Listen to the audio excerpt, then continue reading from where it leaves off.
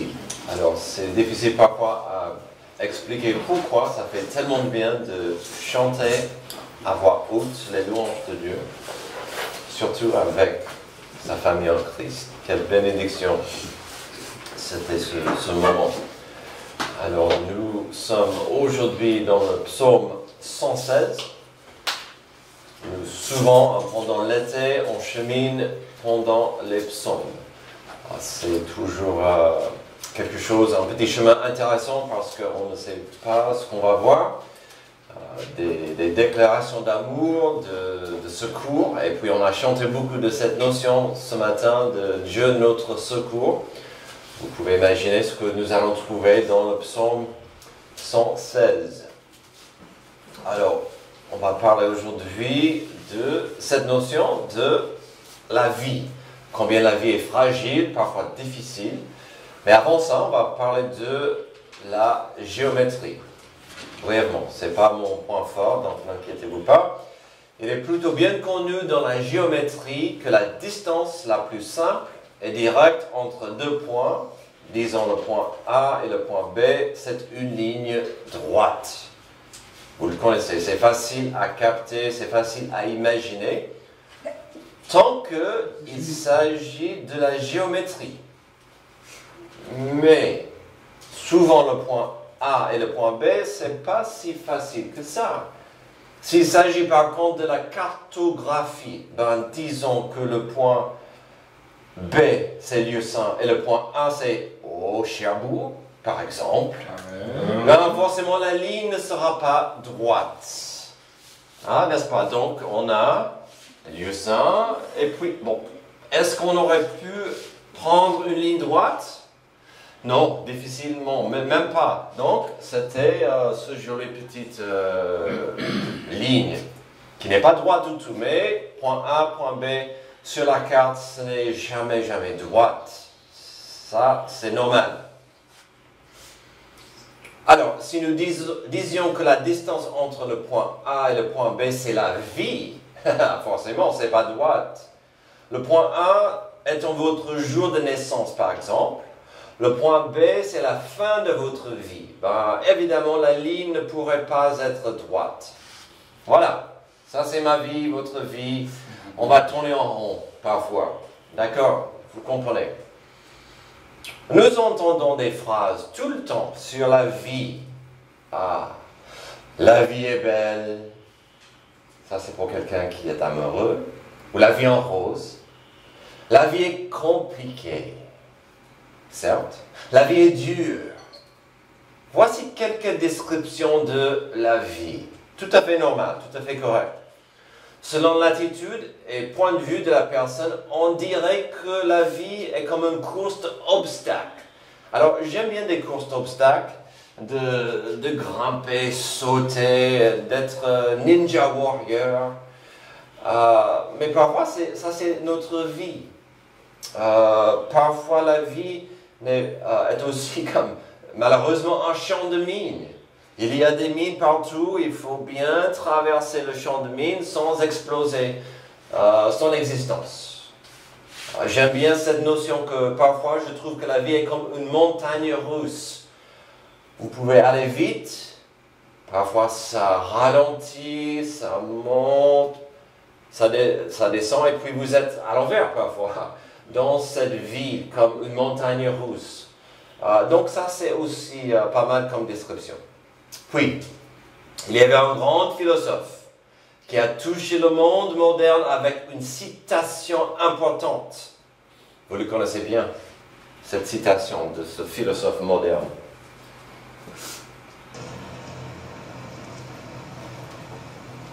Bonjour, je m'appelle Forrest Gump.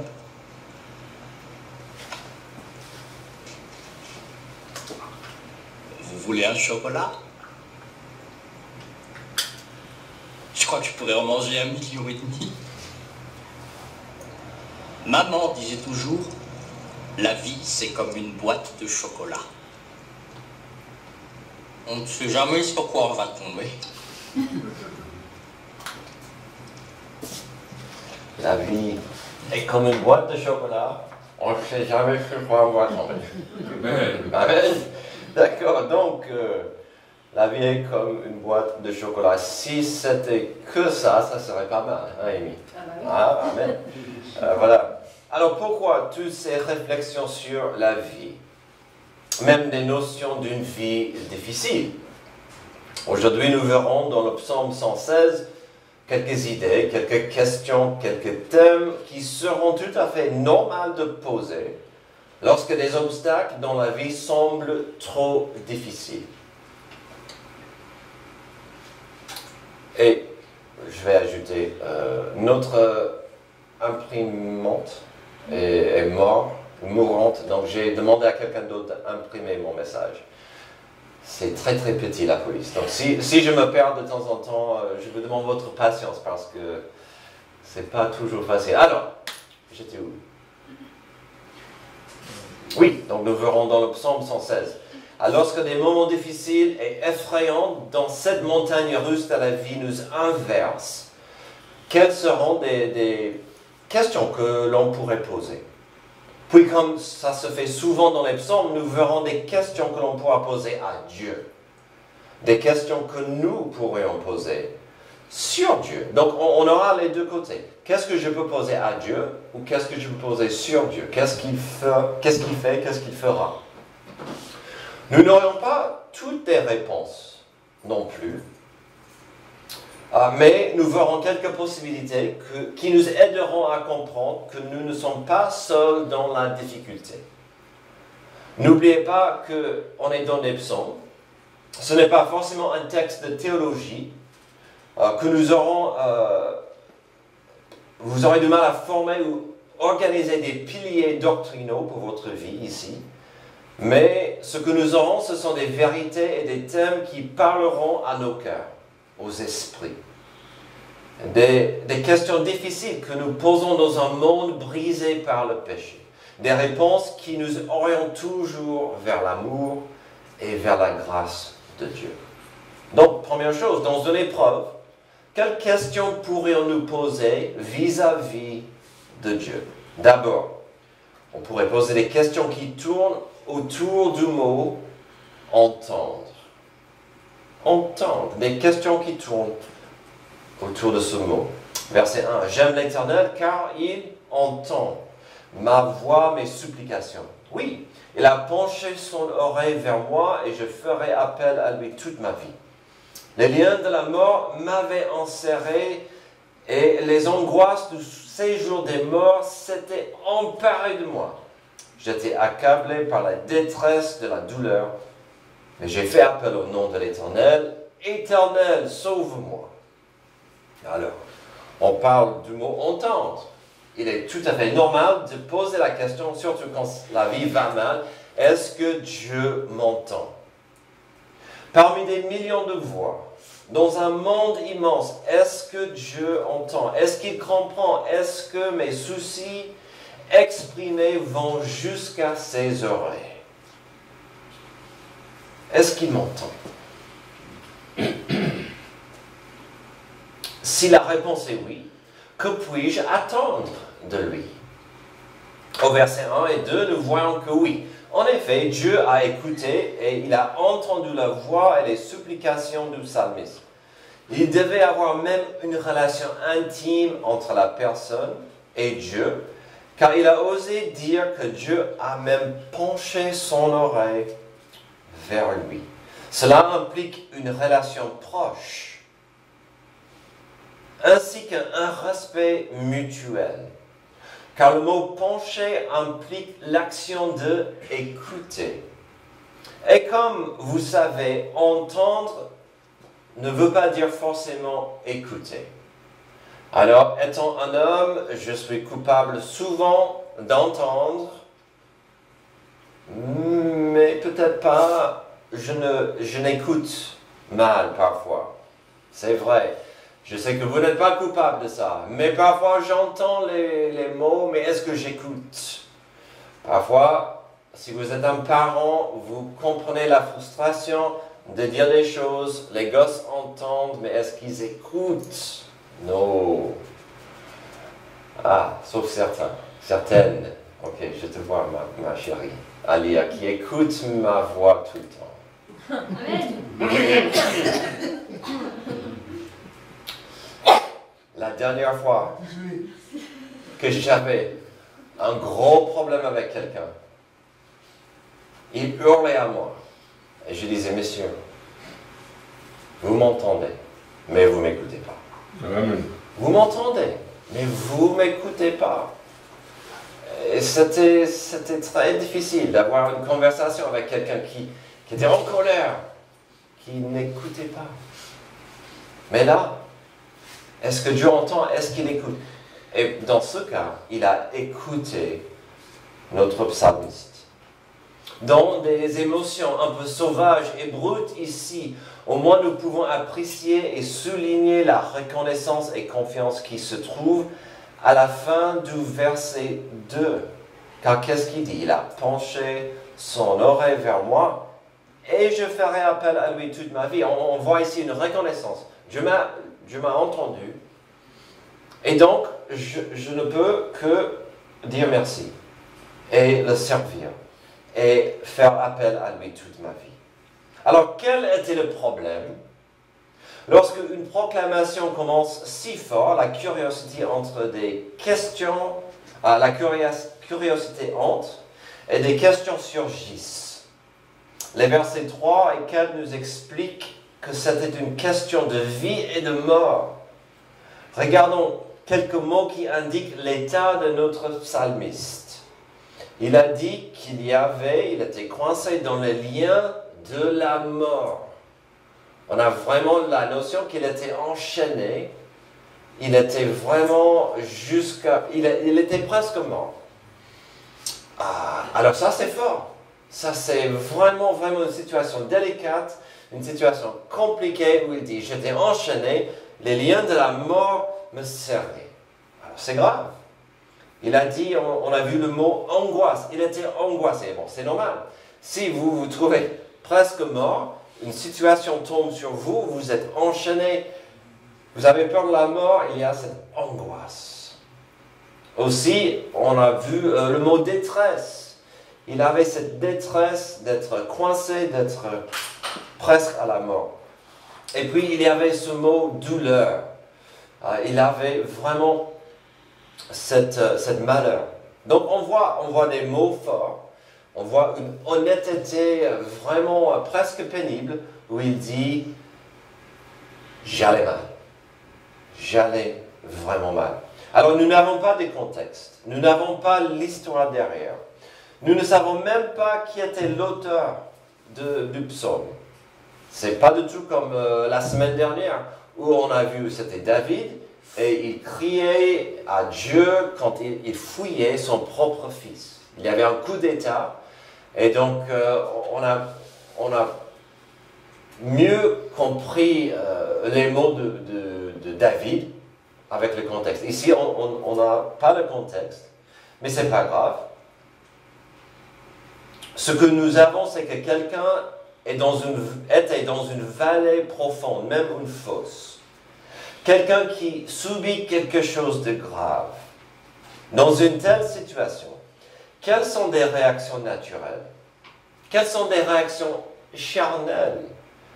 Est-ce que notre psalmiste a essayé de régler le problème lui-même? Peut-être. Ça, c'est vraiment humain de dire, je me trouve dans cette fosse, je peux sortir de là. Mais il avoue finalement que sa réaction ultime, c'était « Éternel, sauve-moi ». Le mot « entendre », c'est notre mot pour l'instant. Si vous lisez quelques psaumes, vous comprendrez que Dieu entend. Ça, c'est une très bonne nouvelle. Dieu entend. Mais ce qui aide énormément dans cette formule, c'est de savoir que Dieu est là. Mieux même que ça, c'est mieux d'avoir une relation personnelle avec Dieu. Il y a beaucoup de gens qui crient « Dieu au secours », qui connaissent à peine Dieu. C'est la dernière réponse. Mais ce qui compte mieux, c'est d'avoir une relation avec Dieu. Et quand vous dites « Dieu au secours », vous parlez à un ami. De comprendre que la Bible dit que c'est par la foi et que par la foi que l'on peut plaire à Dieu. Comme dit Hébreux 11, 6. Or, sans la foi, il est impossible d'être agréable à Dieu, car il faut que celui qui s'approche de lui croit que Dieu existe et qu'il récompense ceux qui le cherchent. Ça, c'est un réconfort. Bien sûr, il y a un grand défi d'accepter que parfois Dieu entend, mais qu'il n'est pas obligé à répondre comme nous souhaitons. Et ça, c'est un défi. Il faut gérer ça aujourd'hui dans vos esprits. Oui, Dieu vous entend. Il n'est pas obligé à vous répondre comme vous voulez. Et on va voir ça dans quelques instants. Alors, dans une épreuve, quelles questions pourrions-nous poser vis-à-vis de Dieu? Des questions qui tournent autour du mot « entendre ». Ça, c'est tout à fait normal. Est-ce que Dieu m'entend? Deuxième, de poser des questions qui tournent autour du mot « répondre ». Alors, forcément, si Dieu m'entend, est-ce qu'il va répondre? Comment va-t-il répondre? Quelle réponse pourrais-je avoir? Verset 5. L'Éternel fait grâce. Il est juste. Notre Dieu est rempli de compassion. L'Éternel garde ceux qui manquent d'expérience. J'étais affaibli et il m'a sauvé. Retrouve le repos, mon âme, car l'Éternel t'a fait du bien. Oui, tu as délivré mon âme de la mort, mes yeux des larmes, mes pieds de la chute. Je marcherai devant l'Éternel au pays des vivants. J'avais confiance, même lorsque je disais, je suis plongé dans le malheur. Dans mon angoisse, je disais, tous les hommes sont des menteurs. Comment pourrais-je rendre à l'Éternel tous ses bienfaits envers moi? Je lèverai la coupe des délivrances, je ferai appel au nom de l'Éternel. J'accomplirai mes vœux envers l'Éternel en présence de tout son peuple. Elle a du prix aux yeux de l'Éternel, la mort de ses fidèles. Alors, voyons, découvrons quelques idées, quelques notions, quelques vérités qui tournent autour d'une relation avec un Dieu qui veut répondre. Qu'est-ce qui nous attend dans ce passage du verset 5 à 15? Alors, nous verrons des contrastes. D'un côté, il y aura la faiblesse de l'homme face à la fidélité et la bonté de Dieu. Cette notion est bien belle présente au verset 5 à 7. L'Éternel fait grâce, il est juste, notre Dieu est rempli de compassion. L'Éternel garde ceux qui manquent d'expérience. Il aurait pu ajouter les mots tandis que j'étais affaibli, il m'a sauvé. Retrouve le repos, mon âme, car l'Éternel t'a fait du bien. Alors, sans trop de détails, nous voyons ici un Dieu qui agit dans son amour pour celui qui est faible. Voyons la faiblesse humaine face à la bonté de Dieu. Qu'est-ce qu'il va dire? Il a dit, Dieu était gracieux, il est rempli de grâce, Dieu est juste, il est compatissant. Et qu'est-ce qu'il a mis contre ça? Moi, j'étais jeune, je manquais d'expérience, je n'avais pas d'une maturité. J'étais faible dans le besoin d'être sauvé. Alors,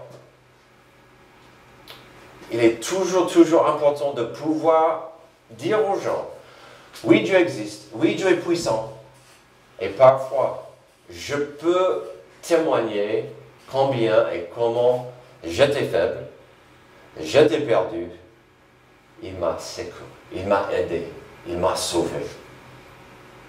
Tandis que beaucoup de gens disent, où est-il Dieu? Où est-il? Vous pouvez dire, il peut vous sauver. Verset 8, nous aurons plus de détails sur l'épreuve elle-même. Il dit, oui, tu as délivré mon âme de la mort, mes yeux des larmes, mes pieds de la chute. Nous avons vu des indices tout à l'heure d'une menace mortelle. Au verset 8, on est rappelé pas que de cette notion, mais les effets qu'une épreuve pourrait avoir sur nos corps. Que cela soit des mots figuratifs ou pas, nous voyons la misère des larmes, des pieds qui trébuchent. On a vraiment des contrastes, si vous voulez, d'un enfant dans la misère qui a besoin d'un adulte protecteur. J'aime bien, alors on ne sait pas si ces mots sont figuratifs ou pas au verset 8, mais ça représente bien une épreuve. Tu as délivré mon âme de la mort, mes yeux des larmes, mes pieds de la chute. Combien de fois est-ce que dans une épreuve, votre âme est lourde, vos pieds sont lourds, et vous êtes vraiment, vraiment fatigué, épuisé. Il a bien décrit une épreuve. Et donc on voit ce contraste d'un gosse qui va mal et le parent, le papa, le maman qui vient dire « Laisse-moi t'aider, mon petit ». Au verset 9 à 11, nous voyons un côté décevant lorsque notre vision est trop centrée sur des gens et pas de Dieu. Nous voyons cette idée. Souvent, nos problèmes sont terrestres. Et le verset 9 à 11 nous rappelle du défi de rester concentré sur Dieu. Qu'est-ce qu'il a dit? Je marcherai devant l'Éternel où? Au pays des vivants. Voici un petit contraste, un énigme. Nous vivons dans un monde de péché, nous vivons dans un monde brisé, nous vivons à côté des pécheurs, dans un monde corrompu, mais on est censé fixer nos yeux sur Dieu. Et donc il dit, je dois fixer mes yeux sur Dieu tout en marchant dans ce monde terrestre. C'est pas facile. Je marcherai devant l'Éternel au pays des vivants. J'avais confiance même lorsque je disais, je suis plongé dans le malheur. Dans mon angoisse, je disais, tous les hommes sont des menteurs. Voici une grande tension que le psalmiste a mis devant nous. Nous vivons dans ce monde brisé, dans ce monde perdu. Notre planète est corrompue par le péché, parfois même nos péchés, mes péchés, et ce n'est pas facile à tout donner à l'Éternel. Que faire? Déjà, c'est utile de connaître Dieu et sa parole. Si vous connaissez Dieu, vous connaissez sa parole, vous pouvez appuyer sur sa confiance et dire, je ne suis pas abandonné. Je ne suis pas toute seule dans cette fosse, dans ce trou. Que faire? Déjà, c'est utile, comme j'ai dit, de connaître Dieu et sa parole. Aussi, autant qu'il est possible, appuyer sur des gens de confiance dans la famille de Christ. Car nous ne sommes pas créés afin de vivre seuls. Nous avons beaucoup parlé tout à l'heure de l'importance de l'église locale. Beaucoup de gens dans l'église locale entrent dans une épreuve. Ils subissent une difficulté et qu'est-ce qu'ils font? Ils entrent dans la carapace. Oh, malheur à moi. Je suis toute seule. Tandis que on a accès à la famille de Christ. On a accès de gens qui aimeraient prier pour vous, qui aimeraient partager quelques passages, qui aimeraient vous donner un câlin en disant « Je suis là pour vous ». Souvent, on est trop isolé. Ce deuxième point tourne autour de l'idée de Dieu qui répond. Ce petit passage termine avec un bel appel à notre réponse à ce Dieu qui répond à nous dans la détresse. Nous allons découvrir une valeur qui est déjà très importante à notre Église, car il s'agit du service, mais aussi une valeur qui est censée soutenir le service, c'est-à-dire la reconnaissance. Verset 12. Comment pourrais-je rendre à l'Éternel tous ses bienfaits envers moi? Je lèverai la coupe des délivrances et je ferai appel au nom de l'Éternel. J'accomplirai mes vœux envers l'Éternel en présence de tout son peuple. La question posée au verset 12 est rhétorique, bien sûr. Comment rendre à Dieu toutes ces merveilles? On ne peut jamais rendre à Dieu la bonté qu'il nous déverse, mais que pouvons-nous faire? Dans la reconnaissance, nous voyons des actes de service. Il doit pratiquer sa reconnaissance. Alors, quelle est cette coupe en question? Alors, ce n'est pas 100% clair de quoi il s'agit, mais il y a des parallèles entre ce que nous voyons ici et certaines offrandes du vin données à Dieu dans l'Ancien Testament pendant des fêtes juives. On donnait une offrande de boisson. L'importance de l'offrande, c'était que c'était accompli pour remercier et honorer Dieu dans le moment. Et ce service devait se faire publiquement. C'était un témoignage public de son désir de honorer et servir l'Éternel dorénavant. Donc, si Dieu vous est fidèle, vous allez dire aux gens, Dieu est fidèle pour moi. N'ayez pas peur d'avoir la confiance de proclamer votre amour pour Dieu. Avant de passer au troisième point, il faut que nous voyions le verset 15. Elle a du prix aux yeux de l'Éternel la mort de ses fidèles. C'est un verset qui est souvent cité afin d'encourager et réconforter des gens qui ont perdu quelqu'un.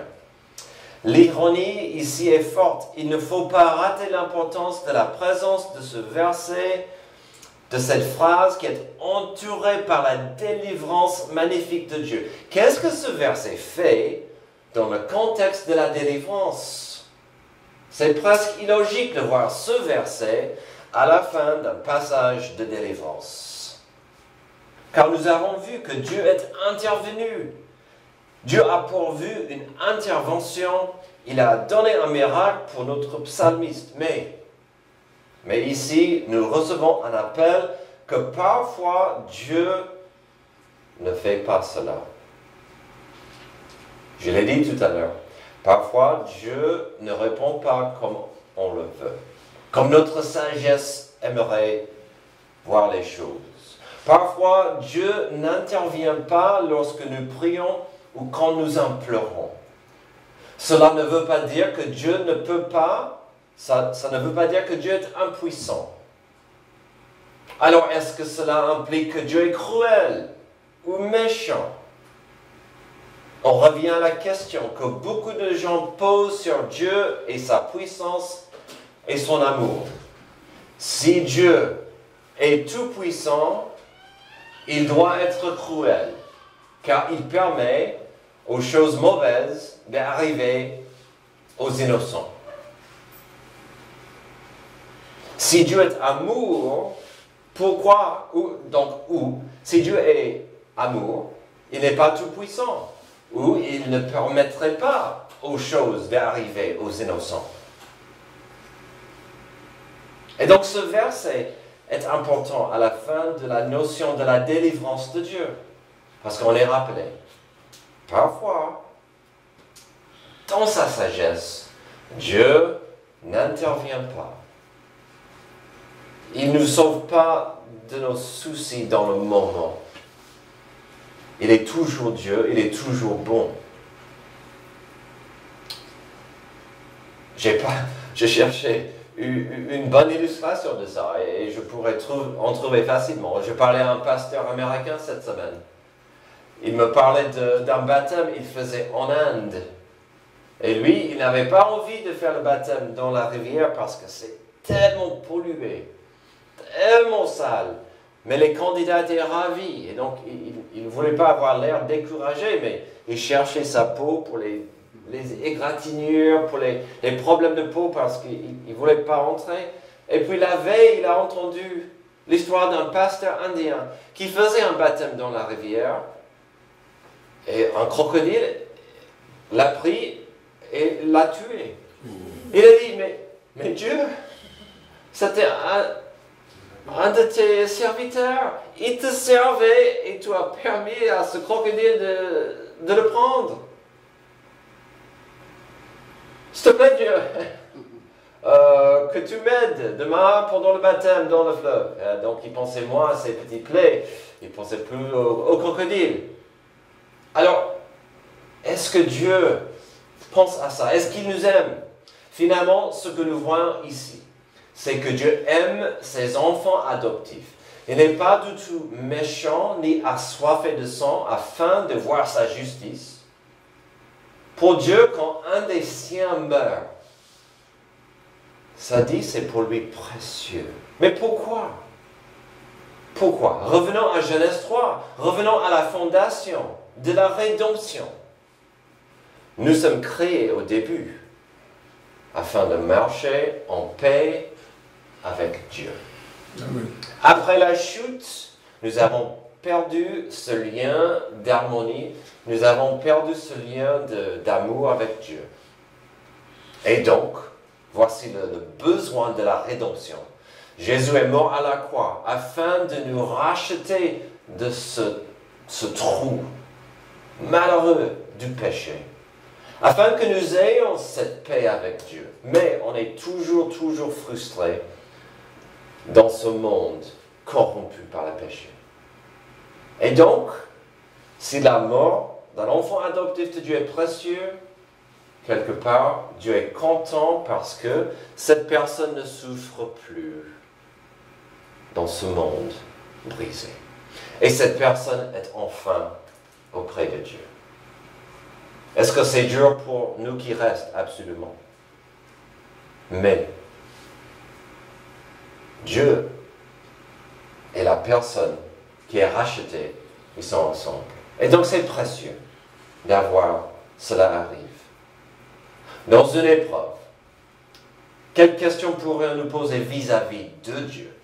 Des questions qui tournent autour du mot entendre et répondre. Alors jusqu'ici, nous avons tourné plus ou moins autour du côté de la perspective de Dieu vers l'homme. Terminons avec notre réaction, nos responsabilités, nos positions. Dans une épreuve, quelles réactions pouvons-nous avoir vis-à-vis de Dieu? Des réactions qui tournent autour du mot répondre. Quelle est notre réponse à Dieu dans ces situations? Maintenant, nous verrons plus sur nos responsabilités. Des réponses que nous pourrions avoir dans une épreuve. Mais plus précisément, des réponses que nous pourrions même devrions adopter en tant qu'enfants adoptifs de Dieu. Bien entendu, ce que nous allons voir dans nos derniers versets sera une confirmation de ce que nous avons déjà vu. Il se répète un peu, notre psalmiste. On a vu un aperçu des réactions souhaitées déjà. Maintenant, on aura des confirmations. Verset 16. Écoute-moi, Éternel, car je suis ton serviteur. Ton serviteur, le fils de ta servante. Tu as détaché mes liens. Je t'offrirai un sacrifice de reconnaissance et je ferai appel au nom de l'Éternel. J'accomplirai mes vœux envers l'Éternel en présence de tout son peuple. Dans les parvis de la maison de l'Éternel, au milieu de toi, Jérusalem, louez l'Éternel. Commençons bien sûr avec la première valeur du service. Notre auteur ne prétend pas d'être quelqu'un d'important après tout cela. Qu'est-ce qu'il dit? Je suis un servant, né d'une servante. Il veut terminer son psaume avec l'attitude belle et correcte de la soumission selon la volonté de Dieu. Je reviens souvent à la prière modèle. Notre Père qui est aux cieux, que ton nom soit sanctifié, pas la mienne, que ton règne vienne. Tout est correctement mis dans la prière. La soumission, selon la Bible, est belle. Parce que c'est l'adoration. C'est l'adoration. Ici, on voit, il veut servir. Il veut servir Dieu. Cela peut nous vite rappeler de la prière modèle, de cette échelle divine vers l'humanité, de garder Dieu à l'auteur. Mais pourquoi est-il content d'être un serviteur à Dieu? Car Dieu, selon la fin du verset 16, est son libérateur. Tu as détaché mes liens.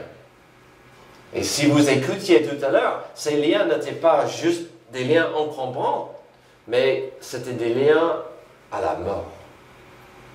Et donc, il est toujours incroyable. Et ouais, c'est beau de pouvoir exprimer à Dieu, Dieu, tu m'as libéré de moi-même, de ce monde perdu, de la mort. Lorsque quelqu'un comprend bien que la rédemption de Dieu existe, afin de nous rendre libres, une réaction normale et belle, c'est d'offrir à Dieu sa reconnaissance et son adoration comme c'est exprimé au verset 17. Je t'offrirai un sacrifice de reconnaissance, je ferai appel au nom de l'Éternel. Il va même plus loin et c'est là où nous entrons dans ce qui est possible, mais pas forcément obligatoire. Il va parler des vœux publics qu'il aurait faits. Alors, a-t-il fait des prières conditionnelles? Est-ce qu'il est reconnaissant parce qu'il a fait des promesses conditionnelles à Dieu et Dieu a exaucé ses prières? Ce n'est pas clair s'il a fait des prières, des demandes conditionnelles. Il est ma position depuis longtemps que ce n'est pas une bonne idée de faire de telles promesses, mais ça tombe facilement dans des réactions humaines. On a un problème, on a une épreuve, et c'est tout à fait normal de faire une prière, une demande conditionnelle. Dieu, si tu m'aides avec ceci, je ferai cela. Dieu, si tu m'aides à trouver un bon emploi, je te donnerai 20% de ce que je gagne. Dieu, si tu m'aides à sortir de ce problème que moi j'ai créé, je serai un meilleur serviteur de toi. C'est normal, surtout quand la vie va mal, on veut faire de telles promesses. Ce n'est pas une bonne idée et je pense que parfois Dieu rigole un peu quand on fait de telles promesses conditionnelles. On ne sait pas s'il a fait, mais il a fait des vœux. Et donc peut-être, j'aimerais penser que ces vœux étaient après. Dieu, tu m'as sauvé, je ferai quelque chose pour toi. Je veux te rendre gloire. Mais ce qui est important, c'est que notre psalmiste veut rendre gloire à Dieu. Il a envie même de le faire publiquement. Même pas en public, mais à l'endroit public de culte. Il était prêt. Il était content de pouvoir dire aux gens de sa famille de foi la suite. Voyons un petit résumé de ce qu'il a dit. Et posez-vous la question suivante. Suis-je prêt à exprimer une telle déclaration devant d'autres gens ici? Est-ce que vous êtes prêt à proclamer ceci? J'avais quelques soucis, même des problèmes graves. J'avoue maintenant, après pas mal de réflexions, que même si je ne méritais pas sa grâce, Dieu m'a sauvé. Dans sa grâce, il m'a transformé. Est-ce que vous êtes prêts à dire ça aux autres? J'espère que oui. Il n'y a pas de raison.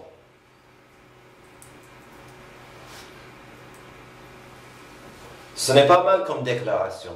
N'ayez pas honte d'une telle déclaration dans votre vie, si elle est vraie. La vie est-elle comme une boîte de chocolat? Parfois, on ne sait pas de ce qu'on va tomber. Est-ce que la vie est une course d'obstacles? Parfois. Oui. Oui. Heureusement, nous n'avons pas besoin de naviguer cette vie toute seule. Jésus-Christ est allé à la croix afin de nous ramener au Créateur, afin que la paix sur terre soit une réalité. Terminons avec des mots de Paul au Colossiens chapitre 1. En effet, Dieu a voulu que toute sa plénitude habite en lui. Parlez de Jésus. Il a voulu par Christ tout réconcilier avec lui-même. Aussi bien ce qui est sur la terre que ce qui est dans le ciel, en faisant la paix à travers lui, par son sang versé sur la croix.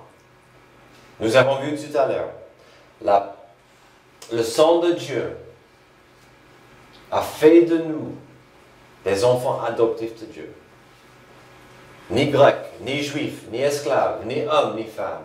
Le sang de Dieu nous couvre et après ça, on est tous des enfants adoptifs de Dieu, lavés par son sang, avec sa victoire derrière nous. Prions. Merci Dieu pour ce rappel de combien la vie peut être difficile, combien une fosse peut être profonde et malheureuse. Mais ta grâce nous est disponible. Ta miséricorde parfois nous touche profondément. Aide-nous à être des témoignages de ta grâce, d'être des témoins vivants de ta fidélité, afin que d'autres personnes qui souffrent comprennent combien tu es un Dieu qui nous aime. C'est dans le nom de Jésus que je prie. Amen. Amen. Levez-vous s'il vous plaît pour notre dernier chant.